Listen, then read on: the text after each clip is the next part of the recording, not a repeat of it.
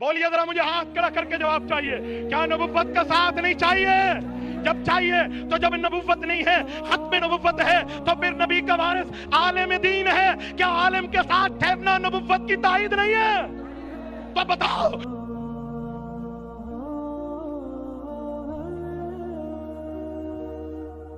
جی اچھا، ابھی لیٹسٹ جو ہے ایک جلسے کے اندر مولانا فضل الرحمان صاحب نے ایک کمنٹ کیا کہ ہماری سیاست نبیوں والی سیاست ہے.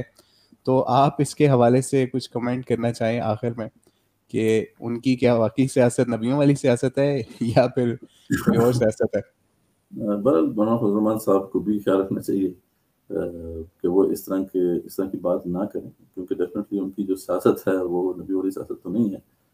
ہاں یہ بات تو سب لوگ اس کا سہارا لیتے ہیں. دینی پارٹیز میں اکثر اس الیکشنز کے آس پاس یہ فتویٰ ضرور ایشو کرتی ہیں، یا ایشو جو ہے اس طرح کا جو فتویٰ ہے اس کو پھیلایا جاتا ہے کہ جناب یہ لازم ہے آپ کے لیے کہ آپ دینی پارٹیز کو ووٹ دیں. لیکن ڈیفینیٹلی اس کے ساتھ اور کنڈیشنز بھی ہیں. یہ دیکھا جائے کہ آپ کا کیا کردار رہا ہے، کیا آپ نے سیکولر پارٹی کے ساتھ الائنسز بنائے یا نہیں بنائے.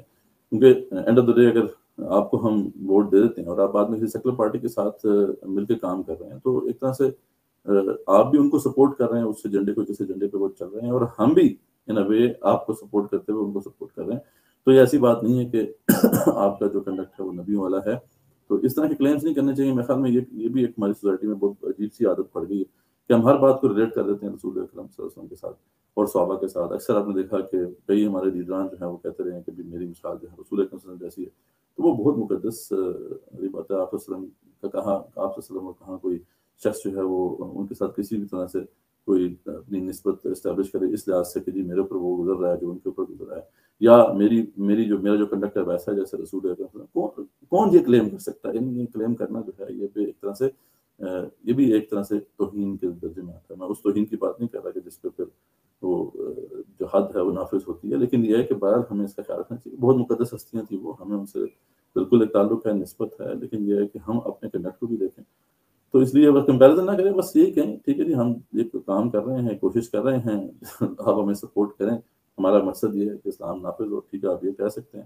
باقی آپ کا کنڈکٹ سب کے سامنے ہے، لوگ جو ہے وہ جانتے ہیں کہ کیا آپ کا کنڈکٹ ہے.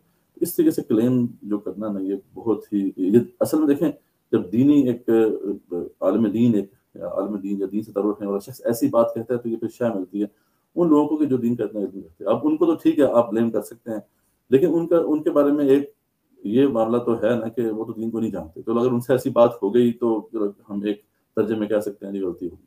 لیکن ایک عالم دین کو ایسی بات نہیں کرنی چاہیے، کیونکہ اس سے پھر جو ہے وہ شے ملتی ہے ان لوگوں کو بھی جو لوگ دین سے جن کا تعلق بھی نہیں ہے اور وہ بھی اس طرح کی باتیں کرتے پھرتے ہیں.